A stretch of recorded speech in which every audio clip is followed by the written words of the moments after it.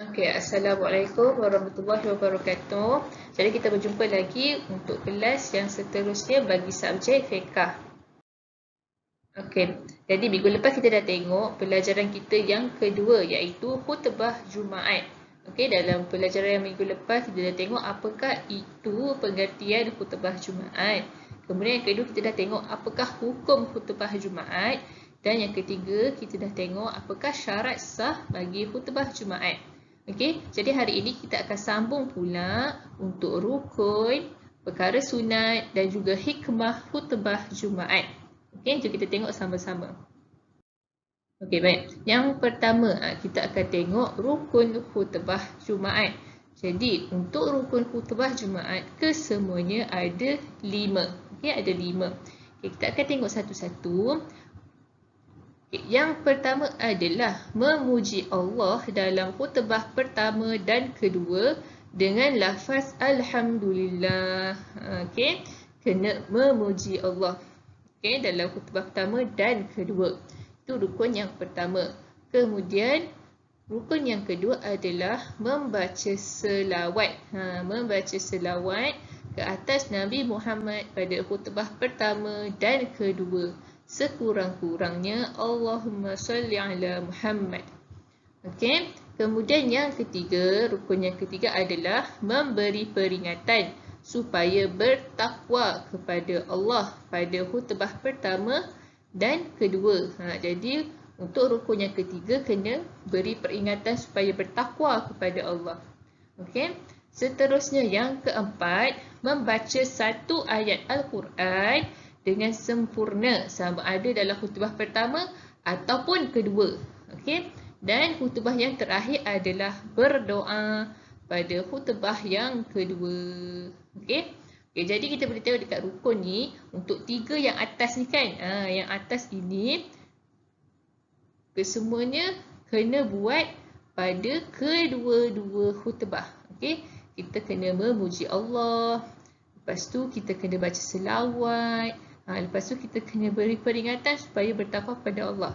Untuk 3 rukun ni kena dibuat ataupun dibaca pada kedua-dua khutbah. Okey. Kemudian kita tengok pula yang keempat.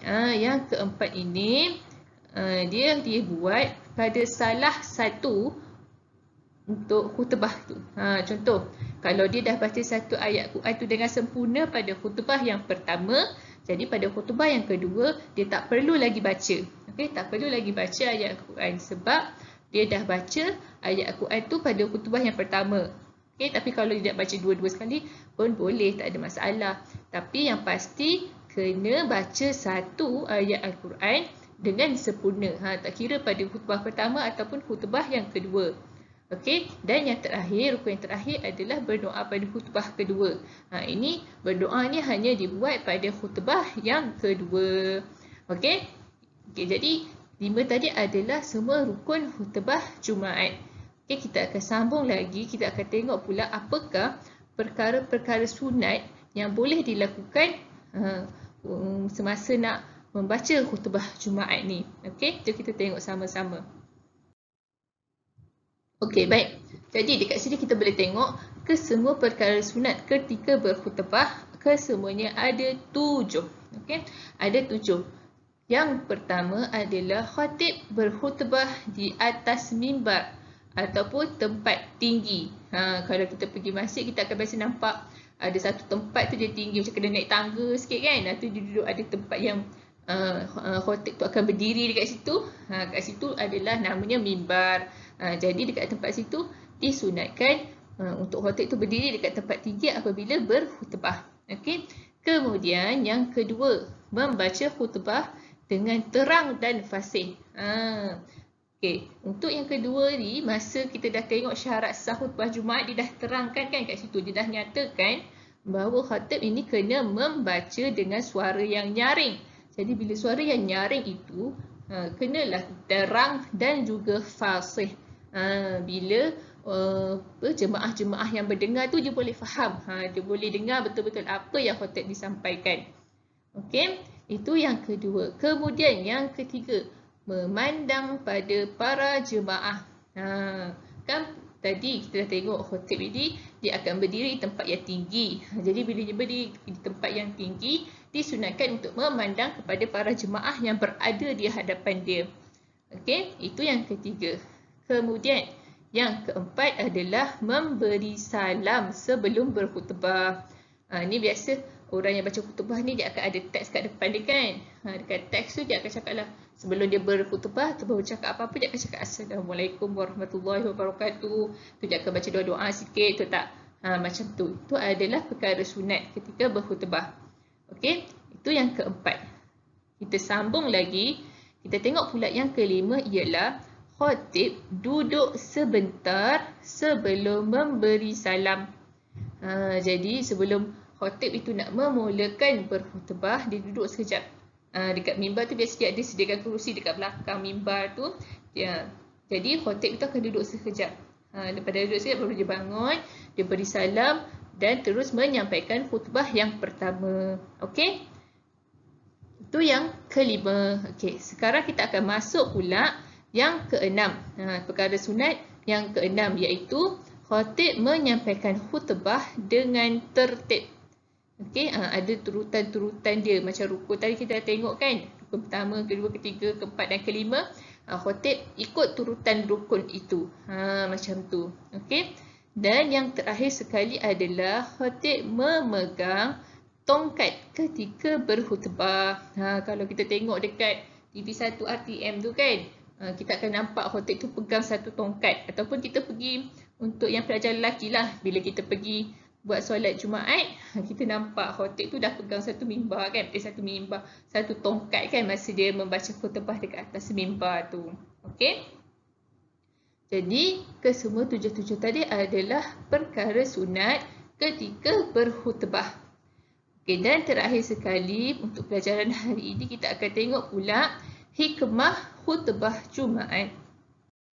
Okey, jadi hikmah khutbah Jumaat kesemuanya ada 4. Okey, yang pertama dapat meningkatkan keyakinan terhadap syariat Islam. Syariat Islam tu apa? Itu adalah ajaran agama Islam. Jadi bila kita pergi buat solat Jumaat, insya-Allah dia akan dapat meningkatkan keyakinan kita terhadap agama Islam. Okey, kemudian yang kedua dapat menambahkan ketakwaan kepada Allah. Kenapa? Sebab semasa khatib memberi khutbah, untuk dua-dua khutbah, khatib akan menerangkan ataupun mengingatkan supaya kita bertakwa kepada Allah.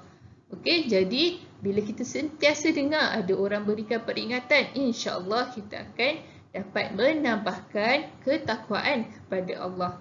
Okey, itu yang kedua. Seterusnya yang ketiga, dapat nasihat dan pengajaran daripada isi khutbah.